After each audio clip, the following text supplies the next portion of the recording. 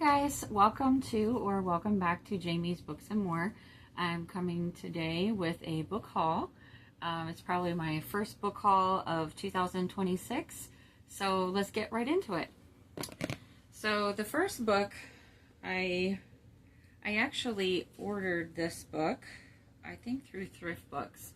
It's called Midnight at the Dragon Cafe.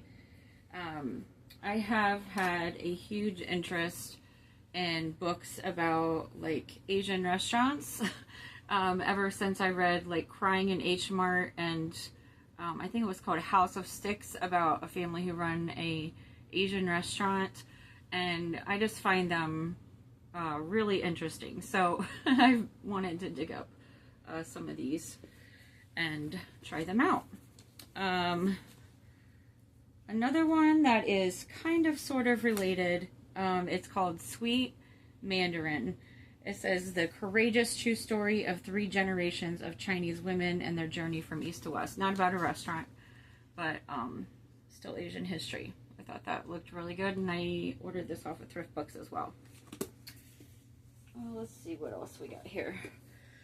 Well, I ordered this one because I like also reading books about other cultures.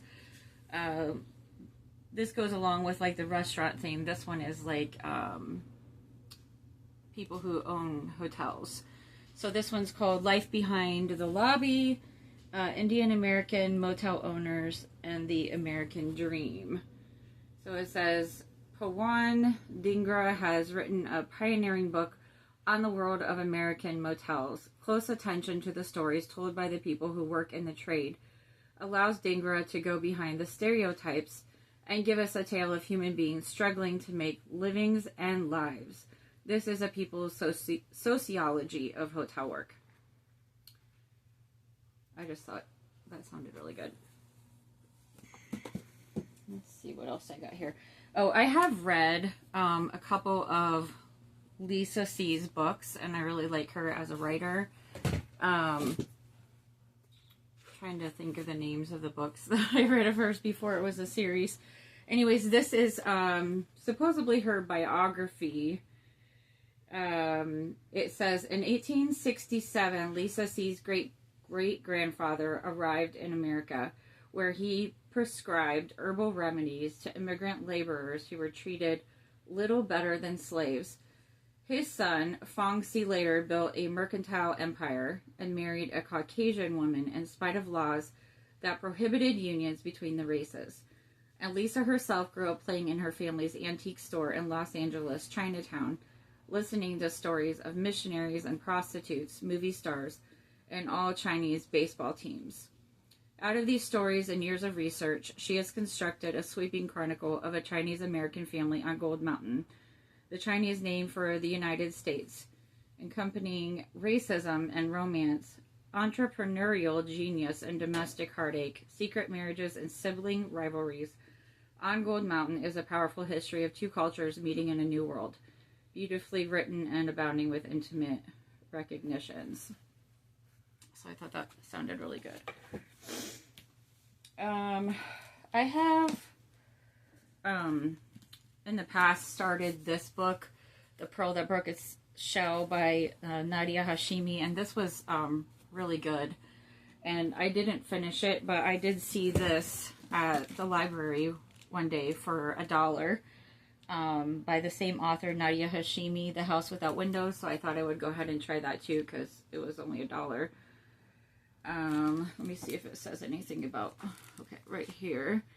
It says, a vivid, spellbinding story of murder, survival, sisterhood, and a mother's love that illuminates the plight of women in a traditional culture, from the author of the bestseller, The Pearl That Broke Its Shell. That's the book I had read half of it, which I do plan to go. I'll probably start from the beginning again and read that again. For most of her life, Ziba has lived quietly in an Afghan village, a loyal wife, a loving mother. But on one horrific day, her family's world is shattered when her husband Kamal is found brutally murdered with a hatchet in the courtyard of their home. Covered in Kamal's blood and catatonic with shock, Ziba refuses to explain what happened. Barely escaping a vengeful mob, she is sent to Kabul's Chil Matab, a women's prison. As Ziba awaits trial, she befriends other women whose own misfortunes have led them to these bleak cells. Nafisa, imprisoned to protect her from an honor killing. Latifa, a runaway who stays in the jail because it is a safe haven. And Mezgan, pregnant and unmarried, jailed for zina, or love crimes. The women whisper among themselves, is Ziba really a cold-blooded killer? Has she truly inherited her mother's powers of Jadu witchcraft, which can bend fate to her will? Can she save herself, or them? Into this closed world comes Yusuf, Ziba's Afghan-born, American-raised lawyer, whose desire to help his homeland has brought him back.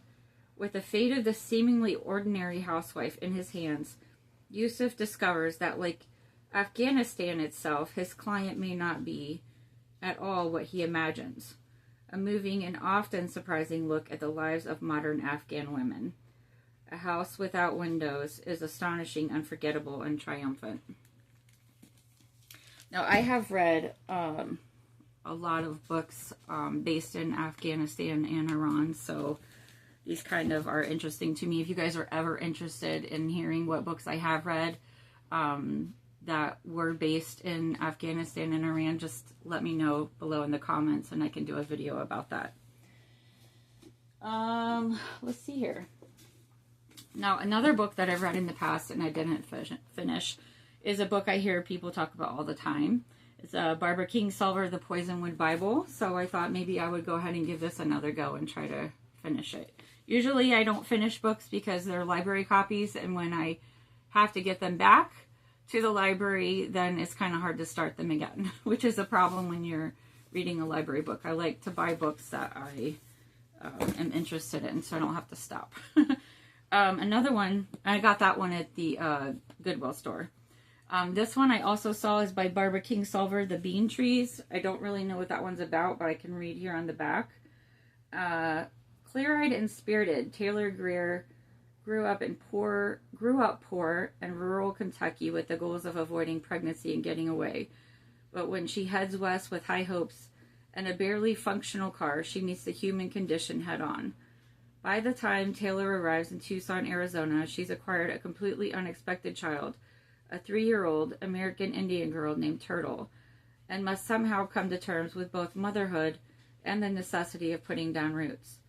Hers is a story about love and friendship, abandonment and belonging, and the discovery of surprising resources in apparently empty places. That sounds actually really good. This one I had come across on thrift books, because I do get like biographies and stuff about famous actors and stuff. So this I think was recommended to me and it had really good reviews. It talks about Shirley MacLaine's travels and stuff. It's called Don't Fall Off the Mountain. So I thought that sounded really good. I know some people say that she's like kind of going off the wall, but a lot of people really like this book, so I thought I would give it a go.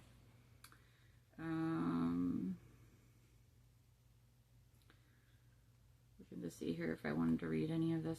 I've always felt that I would never develop into a really fine actress because I cared more about life beyond the camera than the life in front of it. Over the years, my search became broader and broader. After 2 months on a picture, my car seemed to veer towards the airport of its own accord. I still loved acting and enjoyed it. I was a professional. But basically, I was more interested in the people I played than the movies I played in them. It was written by Shirley MacLaine. So, sounded good. Let's see here. This is a book, I'm not sure if I'll like it or not, but I did order this off of Thrift Books. It is 100 Years of Solitude. It's an Oprah book club book, and it says it's a Gabriel Garcia Marquez is a Nobel Prize winner. I'm trying to remember the name of his other book that's so popular. Oh, Love in the Time of Cholera was one of his other books.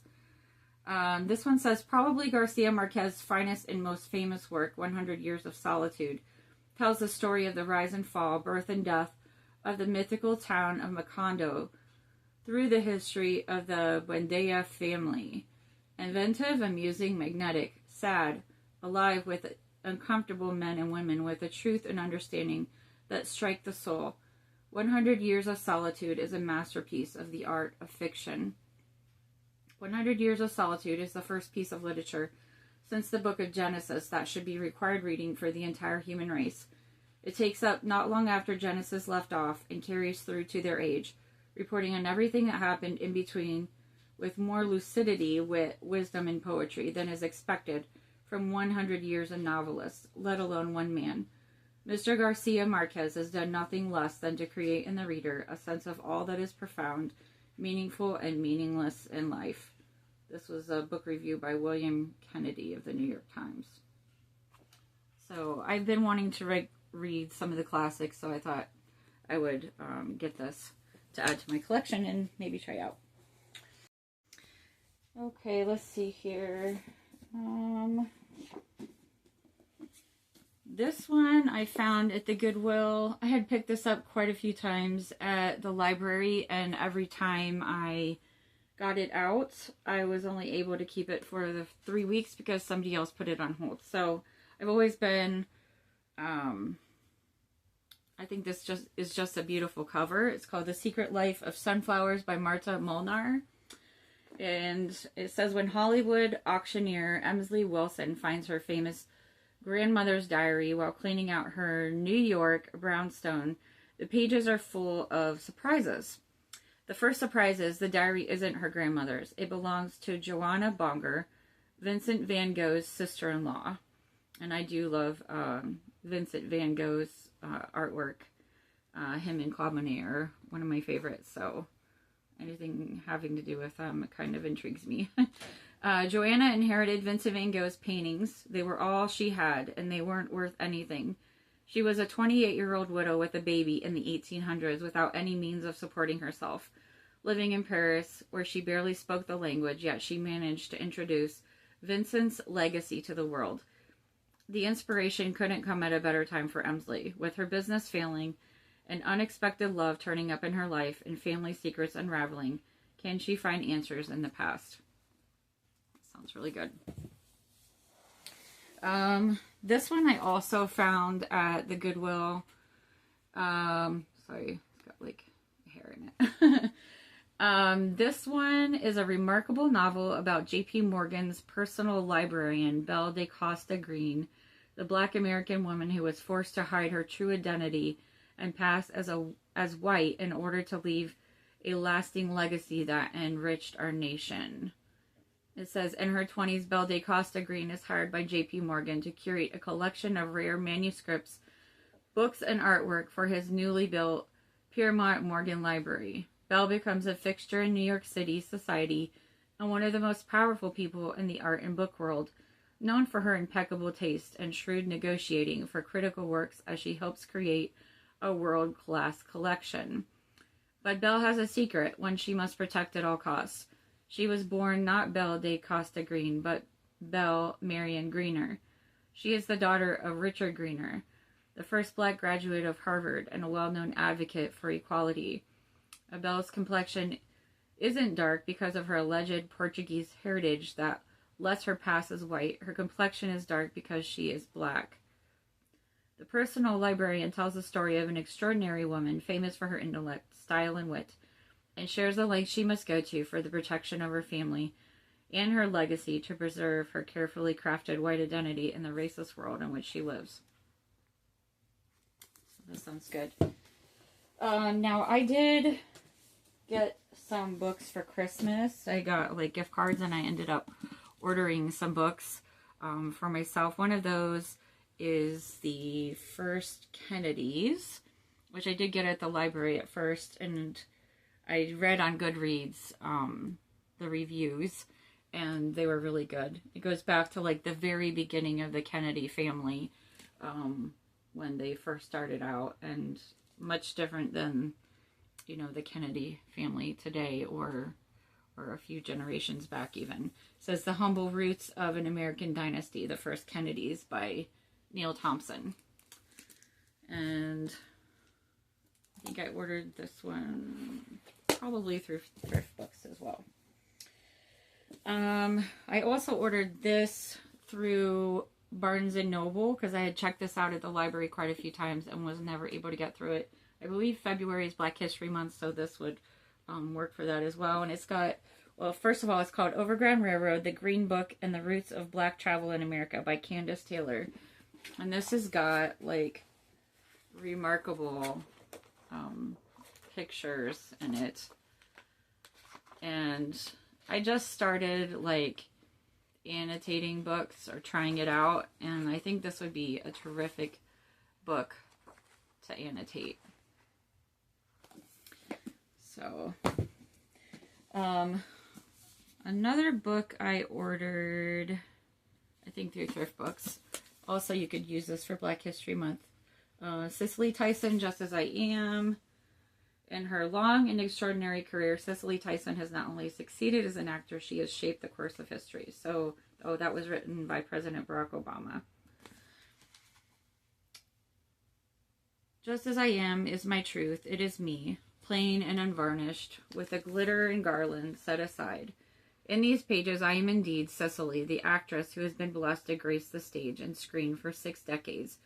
Yet I am also the church girl who once rarely spoke a word. I am the teenager who sought solace in the verses of the old hymn for which this book is named. I am a daughter and a mother, a sister and a friend. I am an observer of human nature and the dreamer of audacious dreams.